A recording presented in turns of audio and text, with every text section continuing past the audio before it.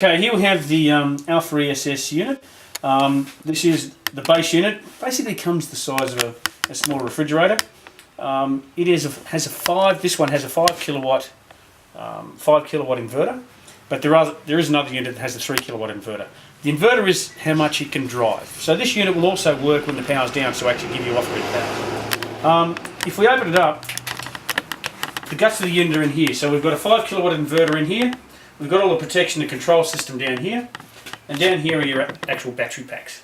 So the way we have them, they're in 3 kilowatt hour battery packs, and you can got space for 4. So 4 can slot in here to give you a total of 12 kilowatt hours of storage. Now this unit can also be expanded to even give another 4 3 kilowatt hour packs, but it comes in a separate cabinet. Now most people will have enough with the 6 kilowatt hours to actually absorb and manage their self-use. Essentially, that's what Steve has done. He started with a 3 kilowatt, added another 3 to give us 6 kilowatt hours, and that should hopefully balance his load out quite nicely. So looking through them, you can see it's a nice, quite neat unit. It comes all in one. The actual unit itself comes with a 10-year warranty. The batteries are lasted, and the whole system's designed for 20 years of life, and with a 10-year warranty, I think that's pretty good for a unit that's all being put together as one. We come to the front here.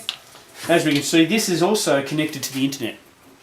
So you have a display here which can be echoed on your laptop. It can be echoed on your little tablet, and we can monitor and control this system anywhere in the world. So I'll just get Steve, and he might just explain some of these things and just show how easy it is to actually go through the different programs. Well, it shows three loads: your photovoltaic load, the load you actually use, that's not coming up here but it shouldn't do, and the solar SOC is the state of charge. So there we see it. State of charge, this is the state of charge of your batteries. So the battery and then drops off during the night.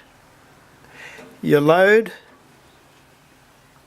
So you can see your load's quite varied, isn't it? So when you're turning on a toaster or off the microwave or whatever it might be, it steps up and down.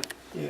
This one doesn't actually show the photovoltaic system because I haven't got it connected yet, but that'll come in soon. So the photovoltaic will start coming up during the morning, reach its peak about midday, 1 o'clock, and start dropping off again too. So that'll give me an idea of what's happening in the system. And it's also handy for me to have it, and it's handy for Michael as well because he can actually check this remotely too. So as well as me checking it, he can check to see if there's any faults or any minor adjustments that need doing. And so really we can now monitor and look at this system anywhere in the world, but we can also look at your loads. That's right. The real advantage of this is you're not just looking at how much solar's being generated, but also how much load you're using at the time, and you can see how your load varies. And then the charging and the discharging of batteries. So you can even start relatively small and find out how much is being fed into the grid network, for example. That's right. And then even if you need to in time, buy extra battery capacity if you want to. That's right. Which is quite a simple process of actually putting it in.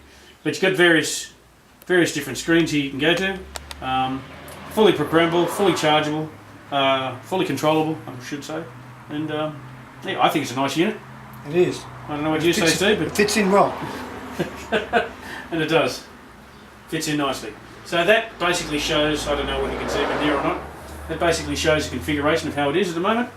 You can see that symbolises the solar panels up in this spectrum. This symbolises the unit. There's the batteries.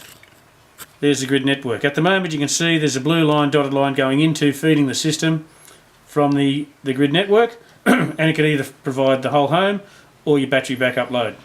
And that's one thing with this unit: if the grid fails, it automatically goes into battery backup mode, so it can supply some of your basic household items, so your fridge and your freezer and maybe some of your lighting and some power points. And it does actually show sometimes a dotted line up there and a dotted line down in there and in there, so it distributes the load between those two from the batteries. From the batteries, yeah. So at the moment all we can do is charge from the grid, charge the batteries here, and then give it to ourselves at other times, which is really good because you've got that time of use tariff. You can make the best benefit of those time of use. That's right. Whereas most people are worried about it. Whereas when you've got storage, hey, you just don't have to pay it at the dearest rates. When we get the solar connected, which is later on in the year, the solar will actually feed the whole system rather than the grid. And that's the real key in the end.